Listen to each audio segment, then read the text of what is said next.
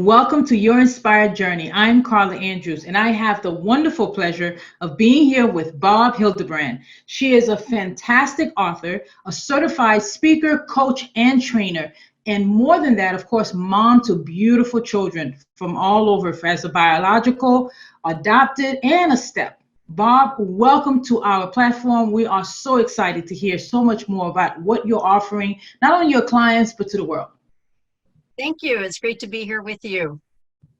So, of course, we want to know just a little bit about Barb. Who is she? How did you get to this space of just really doing you in a wonderful, meaningful way? Well, I come from a long line of not behaving. When I was a teenager, I was Mm, very rebellious, and but I picked up a best friend along the way, and so she and I have kind of played on each other to bring us to where we are today. But my background, career-wise, was in real estate, okay. and I I enjoyed the process, educating people on the buying process and selling process, all that, especially first-time home buyers. I love first-time home buyers because they have no clue what's going on. And so I I could know. teach them, what's next and how's it going to work? Which ducks are in a row. And I loved that and it was very satisfying. However, I was not satisfied in that I wasn't making a huge impact. I mean, I was Hmm. getting them a mortgage, which hopefully they didn't curse me every month when they wrote that check. But I wanted to make a difference in people's lives. And based on Hmm. my history, what all I've been through, I just figured that I would like to help other people get over all that junk in the past and move forward and learn who they are and how they can overcome their obstacles so that they can have a happy, joyful life. That's my So bottom I line. loved Happy how, and joyful. yeah, I loved how you said that because it wasn't that you weren't doing something purposeful of helping them, find their dream home or a place to grow their family, but it's something is more connectional and a personal, like a personal Right. growth and connecting that to a space of their legacy, but really a detaching that past from impacting the legacy. So you are really making an impact that could literally last generations. Right. Right. Hmm, Yeah. that's Because typically interesting. we do take behaviors that we have learned because of things that have happened in the past, typically are passed on to the next generation. For example, if no one has ever gone to college in your home, in your family, you know, you can be the first one to break that and go to college, so Yes. that history is gone. It's done. And from then on, chances are good that more people that come after you are going to go to college. That's just kind That's of so how it true. works. It does. It really does. My mom was the first to break that barrier of Oh, there going you to go. college. And of course, from there, not every single person under her, right, in her family tree went to college, but the fact that what you're saying that it was something of norm now, it became okay. She went to college, so there are more of us who've gone, and that is true. Being that person that breaks that habit, that barrier, that difference, or whatever we call it, really makes a big difference. So you're really helping not only that person, but really that generation of that's coming from that person. Right, right. And it does get a little deeper where, if you've been in a bad relationship, you have a tendency to continue in bad relationships. So, learning to break that is kind of like a family habit, if you Yeah. will. It's just something that we do. That's just the way it is. And we have Hmm. to be purposeful about breaking that and not allowing that to continue. We have to see Yes, it for what very it important. is. Yes, but making sure that we're aware, right? That we have to be aware that it is a family habit that needs to be broken. Yeah, Yeah, of course, there's some family habits that we don't want to break, but definitely absolutely. we call it tradition. Uh-huh. But those that are actually not serving the family or the generation, Mhm. yes, it is important to have that process, someone to help them with that process if you can't do it on your own. Right. Absolutely. Absolutely. So if you could share with us a little bit about how does that process work as far as when you come into someone's life, how are you supporting them to Mhm. to eliminate or reduce those type of habits? Well, it starts from recognizing that it's there. And I would submit that most of us have junk or garbage or baggage that we're carrying with us from the past. We all have a past and we all have different aspects of that. So, and for most of us, it's not all good. Some of it, it's very, very dark and very Hmm. scary and very ugly. And for others, we may have had, maybe a parent who was either suppressive or demanded too much, and constantly was just driving and driving and driving. And so you never felt like you were enough.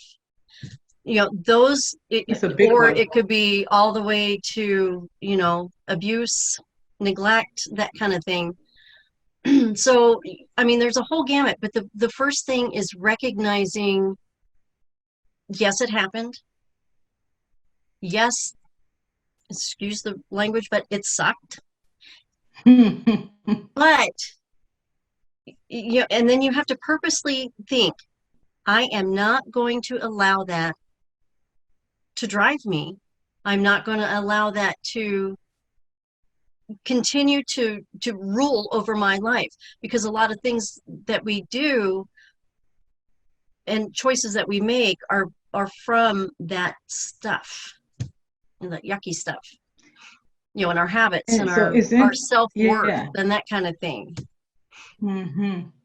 And it's interesting how you're mentioning that because when you're saying definitely when it comes to a parent and bringing something like taking a baggage and taking it to the next generation, sometimes it's not that we want to or we're doing this intentionally, but interestingly to remove it we have to be intentional in regards to how we support how you come into their life and help them remove that from their life. Because if you're not intentional, it's just going to keep going on, right? It's just going to keep passing on to the next generation.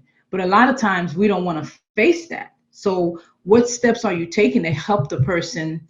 Not only you have to get aware, but how do you help them to just face it and say, okay, I need to admit that this is an issue in our family, because Hmm. that's a huge step in itself. Sometimes we just want to ignore it. We do like to ignore it, and that's why it continues to reign in our life. That's why it's such a driving factor in the things that we do, because we think, well, if I ignore it, it'll go away. Well, if you ignore a Yeah. cancer cell, it's not going to go away. It's just going to grow and it's going to manifest in Yeah. different ways, and it's going to spread, just like to the family, your past and your habits or your thinking is going to expand to the family. And, I mean, it may present itself in the way of anger. You may have anger issues because of what has happened. I have a good example of that. I hope it's okay, Dad. And my dad had a tendency to be angry. Well, then he realized Mm. that it was familial. His dad was angry and his dad was angry. And there's a reason for it, yes, but it's not an excuse. And so to figure out what that is, why are you so angry all the time?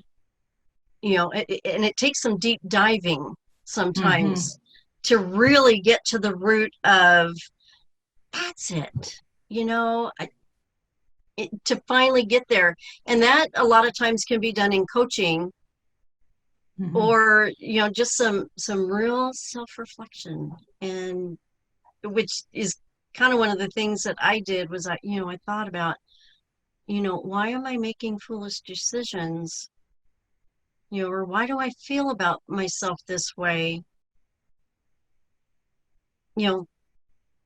Okay, So well, you, okay, so that happened. Well, and then just dig deeper and deeper and deeper and just really get to the root. Because, like when you have a weed, you got to pull out the whole root yeah, or it's going to yeah, come back. it's gonna keep coming back. But it's interesting how, right? It's how cancer is not nothing. It's not necessarily just physical. Cancer can be emotional. It can be, spiritual. It could be, it manifests itself, and that's the perfect word that you mentioned there.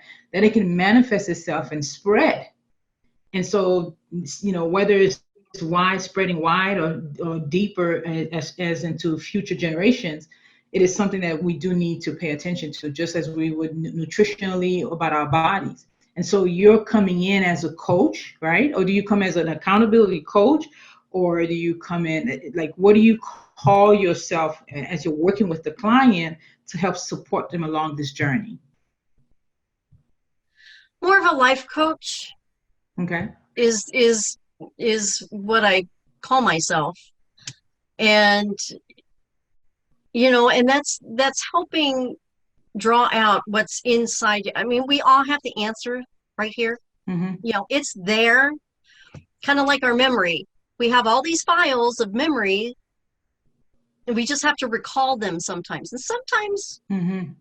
we feel like maybe they're misplaced because we can't find them, but it's there. So we need to draw that out. And so that's coaching, I think, is the best way Way to do because it. yeah, I know, counseling I'm going is, off record. I'm going off record for 2 seconds. I'm surprised you didn't call yourself like a manifestation coach, oh, because there you you're go. helping them with because life can tend, and I'm here to help support you. Okay, so life can be life coach. Everyone's a life coach, but something specific to, especially that you mentioned the word soul. Mm-hmm. Manifestation is a part of that, and so if you're speaking with someone and you're sharing that, I'm a manifestation coach, that's going to have that intrigue to learn Mm-hmm. more about what can Barb do for me. So I'll go back on, we're going back live, Okay. but so just wanted to, I'm just going to ask you that question again, and so you can add your piece to it. All right, so Okay. Barb, so you mentioned that you work with your clients. What do you call yourself in regards to when you're working with the person? What do you call yourself, as a coach, as an accountability partner? How do you connect and partner with that person? Well, a manifestation coach. Okay. My motto is helping others reinvent themselves to achieve their best life. So Wow. you change, you manifest something new to have your best life. Getting rid of the old, manifesting the new, I love and it. having, I love it. and as I said, bottom line, happy and joyful, which doesn't mean always Yes. laughing, but just Mm-hmm. not being sad, not Yeah. being down on yourself. That